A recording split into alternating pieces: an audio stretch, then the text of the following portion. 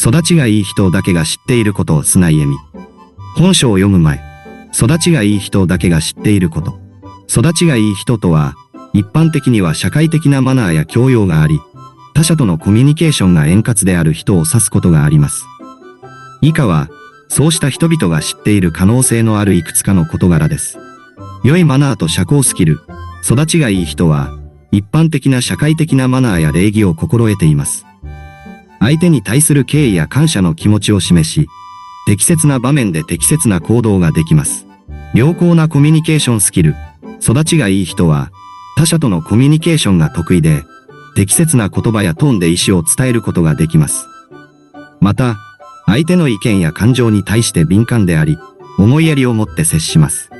自己管理と忍耐。育ちがいい人は、自分の感情や行動をコントロールする能力があります。ストレスや困難な状況にも冷静に対応し、忍耐強く取り組むことができます。教養と知識。育ちがいい人は、広範な知識や教養を持っています。文学、芸術、歴史、科学などの様々な分野に関心を持ち、学び続ける姿勢があります。感謝の心。育ちがいい人は、周りの人々や環境に感謝の気持ちを持っています。小さなことにも気づき、恩返しの機会を大切にします。柔軟性と適応力。育ちがいい人は、変化や不確実性に対して柔軟で適応力があります。新しい状況に順応し、前向きな態度で問題に取り組むことができます。ただし、これらの特徴は一般的な傾向であり、すべての育ちがいい人がこれらの特徴を持っているわけではありません。育ちがいいかどうかは主観的であり、文化や環境によっても異なります。振る舞い。振る舞いとは、一般的には人が行動や態度を示すことを指します。育ちがいい人の振る舞いには、以下のような特徴が見られるかもしれません。礼儀正しい態度。育ちがいい人は、相手に対して礼儀正しく接します。挨拶や感謝の言葉を大切にし、他者とのコミュニケーションにおいて敬意を示します。思いやりと配慮。育ちがいい人は他者の感情や立場を考慮し、思いやりを持って接します。相手に対して理解と共感を示し、困難な状況においても支援の手を差し伸べることがあります。自己抑制と冷静な態度。育ちがいい人は感情をコントロールし、冷静な態度を保つことができます。ストレスや興奮した状況でも冷静な判断ができ、他者に対して穏やかで理性的な態度を保ちます。コミュニケーションの適切な取り組み。育ちがいい人は、コミュニケーションにおいて適切な言葉やトーンを選び、相手の立場を尊重します。意見の違いがあっても対話を通じて問題解決を図ります。感謝の表現。育ちがいい人は、他者の協力やサポートに感謝の気持ちを表現します。小さなことにも感謝の意を示し、人間関係を大切にします。ポジティブな態度。育ちがいい人は、ポジティブな態度を持って日常生活に取り組みます。困難な状況でも前向きな姿勢を保ち、希望を持って未来を見据えます。これらの振る舞いは、個々の文化や環境によっても異なる場合がありますが、一般的には人間関係を円滑にし、社会での共生を促進するために重要な特徴とされています。話し方。育ちがいい人の話し方には、いくつかの特徴があります。以下は、一般的な育ちがいい人の話し方の特徴です。丁寧な言葉遣い。育ちがいい人は、丁寧で礼儀正しい言葉遣いを心がけます。相手に対して敬意を払い、適切な言葉を選んでコミュニケーションを行います。はっきりとした発音と言葉選び。育ちがいい人は、はっきりとした発音や正確な言葉選びを重視します。相手が理解しやすいように、わかりやすく伝える努力をします。聞き手を尊重する姿勢。育ちがいい人は、相手の発言に注意を払い、尊重します。相手の話に耳を傾け、適切なタイミングで質問を投げかけたり、共感の意を示すことがあります。冗談やユーモアの使い方。育ちがいい人は、適度な冗談やユーモアを使いながら会話を楽しませることができます。ただし、相手の感情を尊重し、場の雰囲気に合わせた表現を心がけます。適切な声のトーンとリズム。育ちがいい人は、適切な声のトーンやリズムで話すことができます。モノトーンでなく、感情や意味を込めて話すことで、相手により深い印象を与えます。適切な言葉の量、育ちがいい人は、相手の反応や興味に注意を払い、適切な言葉の量でコミュニケーションを取ります。長すぎず、短すぎず、相手とのバランスを取ります。これらの要素は、相手に対して尊重と信頼を伝え、円滑なコミュニケーションを築くために重要です。ただし、育ちがいいかどうかは文化や個々の価値観によっても異なるため、一概に言えるルールではありません。見た目も、一般的な育ちがいい人の特徴を反映する場合があります。ただし、これはあくまで一般的な傾向であり、個々の人によって異なります。以下は、育ちがいい人の見た目に関する一般的な特徴です。清潔感。育ちがいい人は、清潔感があります。服装や髪型が整っており、身だしなみに気を使っています。適切な服装。育ちがいい人は、場や状況に応じて適切な服装を心がけます。礼装やビジネスカジュアルなど、状況に合った服装を選ぶことができます。自己表現。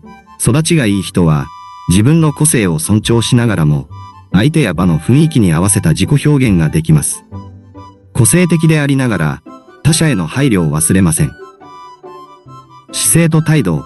姿勢や態度が自信に満ち、相手に対して開かれた印象を与えます。正しい姿勢を保ち、相手に対して親しみやすい態度を持っています。適度なメイクや身だしなみ。育ちがいい人は、適度なメイクや身だしなみに気を使います。過度な装飾や不適切な身だしなみは避け、自分を大切にする姿勢が見られます。笑顔。育ちがいい人は、笑顔が多い傾向があります。笑顔は相手とのコミュニケーションを円滑にし、ポジティブな印象を与えます。これらはあくまで一般的な観察であり、見た目だけではなく、行動や態度も含めて育ちがいいかどうかは総合的に判断されるべきです。また、外見だけでなく内面の価値観や人格も重要な要素です。人間関係。育ちがいい人は、人間関係を築く上でいくつかの特徴を持っています。以下は、その一般的な特徴です。敬意と礼儀。育ちがいい人は、他者に対して敬意を払い、礼儀正しく接します。挨拶やお辞儀など、基本的なマナーを守りながら、相手を大切にします。共感力と思いやり。育ちがいい人は、他者の感情や立場に共感し、思いやりを持って接します。相手の立場を理解し、感謝の気持ちを示すことができます。コミュニケーション能力。育ちがいい人は、適切なコミュニケーションスキルを持っています。良い聞き手であり、自分の意見や感情を適切な言葉で表現できます。信頼性。育ちがいい人は、約束を守り、信頼できる存在として知られています。他者が頼りにすることができ、責任感が強いです。対人関係の構築。育ちがいい人は、新しい人との出会いにもオープンで、自然な形で対人関係を構築することができます。人懐っこく、友好的な態度を持っています。問題解決能力。育ちがいい人は、人間関係に生じる問題や課題に対して冷静であり、建設的な方法で解決に取り組みます。感情的になることなく、冷静に問題を分析し解決策を模索します。感謝の表現。育ちがいい人は、他者の協力やサポートに感謝の意を示します。小さなことにも感謝の気持ちを表現し、相手に対する感謝の態度を忘れません。これらの特徴は、良好な人間関係を築くための基本的な要素とされています。育ちがいい人は、これらの特徴を通じて他者とのコミュニケーションを円滑にし、信頼される存在となります。贈り物を招き。贈り物やお招きに関する機会では、育ちがいい人は細やかな気配りや礼儀正しい態度を示すことが期待されることがあります。以下は、その際の一般的なマナーや特徴です。1、贈り物。相手の好みや関心を考慮。贈り物を選ぶ際に、相手の好みや関心を考慮します。贈り物が相手にとって特別なものであれば、感謝の気持ちがより伝わります。きちんとした包装、贈り物の包装にも注意を払います。丁寧で美しい包装紙やリボンを使い、贈り物を特別なものに仕上げます。手書きのメッセージ、贈り物には手書きのメッセージを添えると良いです。感謝の気持ちやお祝いの言葉を簡潔かつ心からの言葉で表現します。適切なタイミング、贈り物の贈り時は、イベントや特別な日に合わせると良いです。また、早めに送ることで相手が喜びを早く感じられるかもしれません。2、お招き。適切な招待状。お招きをする際は、適切な招待状を用意します。内容が明瞭で、開催場所や日時、ドレスコードなどが記載されていると良いです。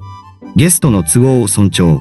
招待を受けた際に、ゲストは都合が合わない場合でも丁重に断るか、可能なら挨拶とともに感謝の意を示します。感謝の手紙、招かれた際には、後日手紙やメッセージで感謝の意を伝えると良いです。おもてなしに対して感謝の気持ちを示します。持ち寄りやお返しの心配り、食事やイベントにおいて、持ち寄りがある場合は、事前に連絡を取り合って重複しないよう心がけたり、お返しの際には相手の好みやニーズを考慮したものを選ぶと良いです。これらの行動は、相手に対する敬意や感謝の気持ちを示すとともに、人間関係を深める手段となります。